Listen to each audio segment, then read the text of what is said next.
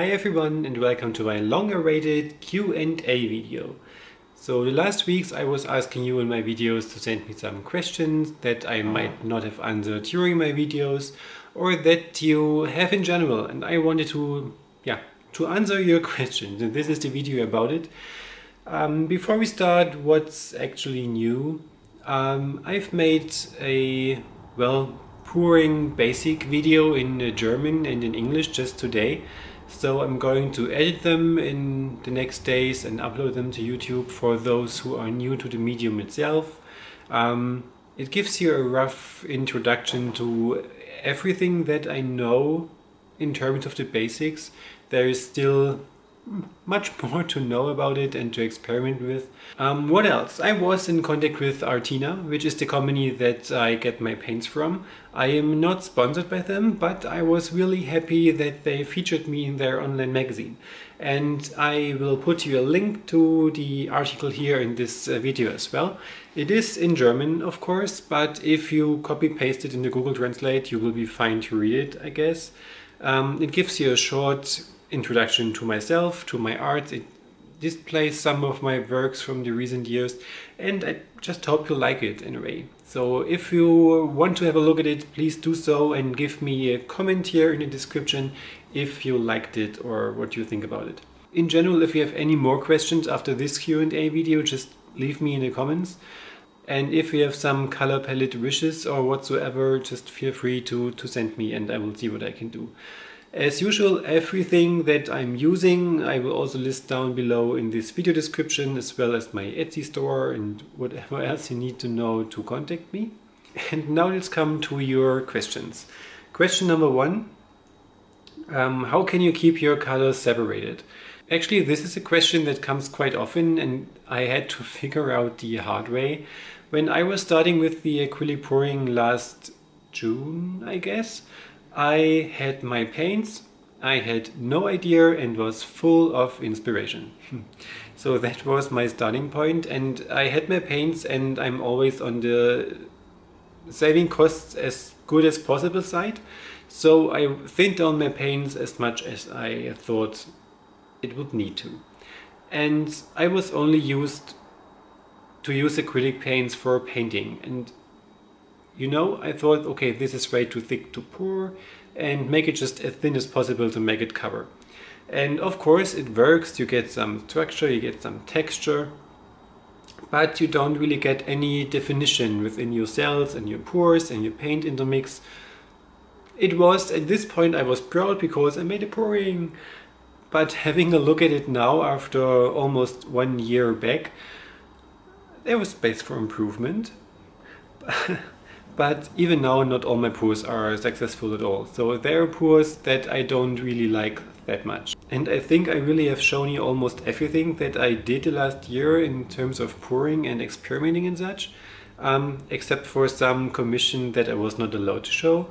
But basically, you've seen many of my successes and same as many failures, I guess. So even now, after having done this quite a time now, there's no certainty that everything works out great as I intend to in the first place. So, but when it comes to keeping your paint separated, it is a question of the thickness of the paint. So just imagine you have a yellow and a blue paint. So if you have these paints too runny, they are most likely to intermix and get some kind of greenish tones. You have different choices. First is make an interlacing layer like a white paint. So if you make a layer of white paint, or white is the best choice there, between your yellow and your blue, then you are not that likely to have them intermix. No guarantee, just less likely. The better solution might probably be make your paints a bit thicker. So if your paints are thicker in general, they are less likely to intermix. And you also have more defined cells, because what happens, and now let's come into physics, when you have your paints and you bring the silicone oil into your paints, you're going to stir it, right? And then what many people think that the silicone oil in a way combines with the paint, which it doesn't do. It is just small drops of the silicone oil which in a way swim in your paint, and they cause the cell creation in the end. If you stir very gently, you will have larger drops of silicone swimming in your oil, and you will have larger cells forming in the very end. If you stir quite well, you will have smaller drops of silicone in your paint and you will have smaller defined cells. So when it comes to the pouring itself, when you pour your paint in the cup, the silicone is going to rise to the top. So if you do nothing at all, the next day most of the silicone will swim on top of your paints. But as we do not wait that long, we pour our paints on the surface. And so your paint, depending on the layers you have in the cup, is going to layer on your surface. And silicone is going to rise to the top as well. Depending on how many layers of paint you're going to have on your canvas, the more color bits and pieces you will have in the cells that are forming. And the larger the drops of silicone you have in your paint, the quicker they move to the top, and the larger the cells are going to form in the end. If you have tiny cells, and you will have realized this when you torch it, they might not have been enough power to break through the upper layers of the paint, so they will not show up on the top.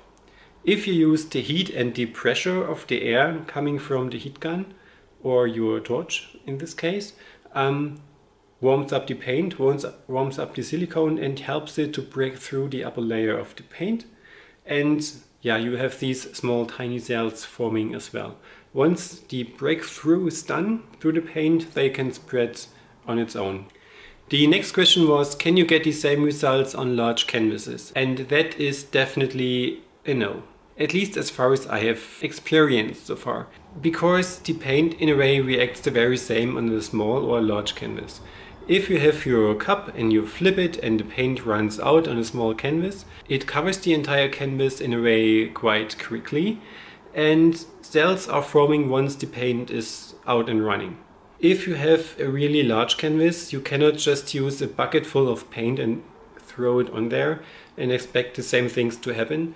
This is not going to happen, because as soon as the paint is on the canvas, cells are going to form anyways. And as this is a really large canvas, you will have to tilt even more, and cells are going to deform and stretch and make awkward shapes, and it does not really work that great. There are methods that can be used on larger canvases, so I wouldn't recommend the flip cup. If you want to do flip cups, you should do several flip cups in a row, probably with a negative space color in the background, just to have somewhat coverage to the canvas. You can also use the drag method. This in a way works. I have not yet done so many of these works, but I've seen others do this. The best working thing probably I could imagine is just a regular dirty pour. So just having your large cup of paint and pouring it on your canvas and then tilting and shifting it. But again, this is most likely to have some deformation of the cells that you have already there, because cells are going to build immediately, even without detorching. So,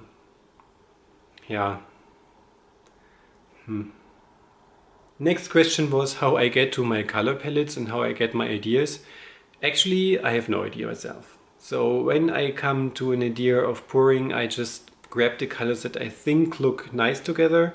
I'm not always successful, as you have seen, so I've made some pours with color palettes that I thought might be cool, but turned out not that cool after all.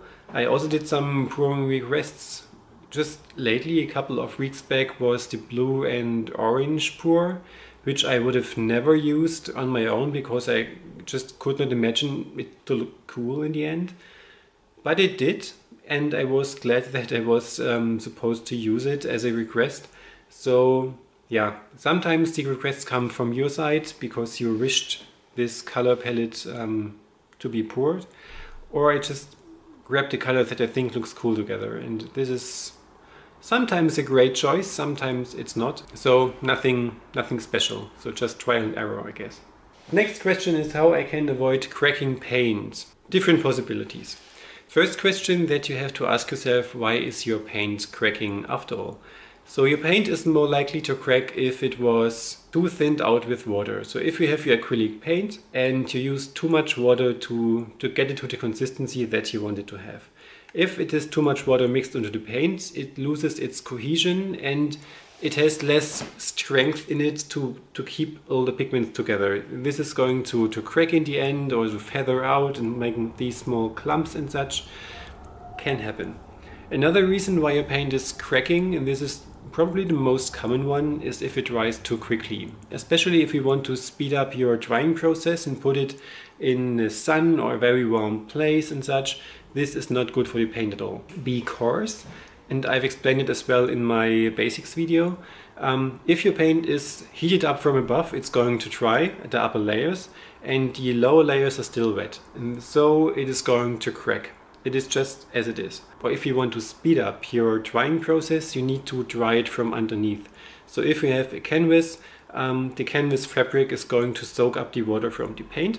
And when you use a hair dryer or a ventilator and dry it from below, you will be better, because the water evaporates from below, soaks up new water from the paint, and everything will be fine. Yeah, these are the two major reasons, I guess, why paint is going to crack. The next question, and I get this in almost all of my videos: what is this small spray bottle that you use to create the cells?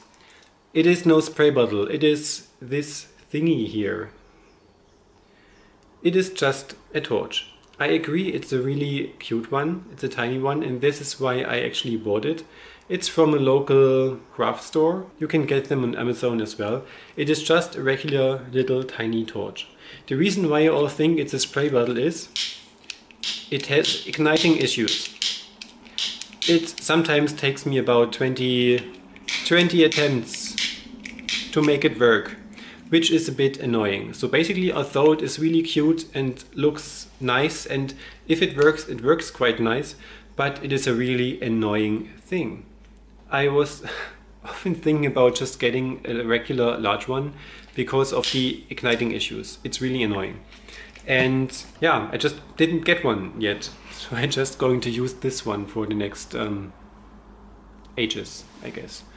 So when it works, it actually works quite same as the large ones, this size ones, the crème brûlée burners and torches that you can get for your kitchens. Works pretty same. The only difference is the size of the flame. The flame here, it's about a centimeter or so, half a centimeter. It's really not that large. For the regular sized ones, it's about 2 to 3, 4 centimeter size of the flame, which makes much more heat.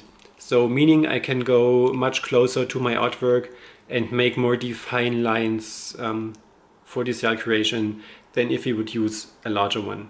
The larger ones create much more heat, so you have to be much more in distance of your artwork, and throws the heat to the entire piece actually. So this is just better for, yeah, more defined work. But nothing else, it's just a torch. And actually the last question for this one is about layering the paints in the cup. This is something I experienced myself, and this question came up a couple of times now. So when you layer your paints, you want to make sure that each of the paint has almost the same consistency. It is like honey, as I always say in my videos. And when you layer your paints up, they should stay on top of each other. But as many of you have noticed, not all the paints do stay on top. Some of them sink to the bottom. And the reason why is the pigment itself. So especially for the white pigment, which is most of the times titanium white, is a very heavy pigment on its own. So even if your white paint has the exact same consistency like your other paints, due to the weight of the paint, it is going to sink to the bottom, or most likely to sink. This is something I cannot really avoid myself. You can mix it a bit lighter than the other colors so that it is more likely to stay on top. But on the other side, this is a more liquid paint then, and is going to flow differently on the canvas. So it has its pros and cons. So this is something you cannot really avoid. If you do not want it to sink to the bottom, just put it on the bottom just to lay up the other paints. And in general, the paint that you put on the bottom comes out the very last. So this is just logical, I guess. Yeah, that's actually all the questions that I had so far. If you have any questions left, let me know. I will answer them in the comments directly or make another Q&A video. I hope you liked it. I hope it was interesting to look at. Make sure you have a look at the other videos in case this was the first video of mine that you've seen. Give me a thumbs up if you liked this video, and yeah, I look forward to see you in my next ones. Have a great day. Bye bye.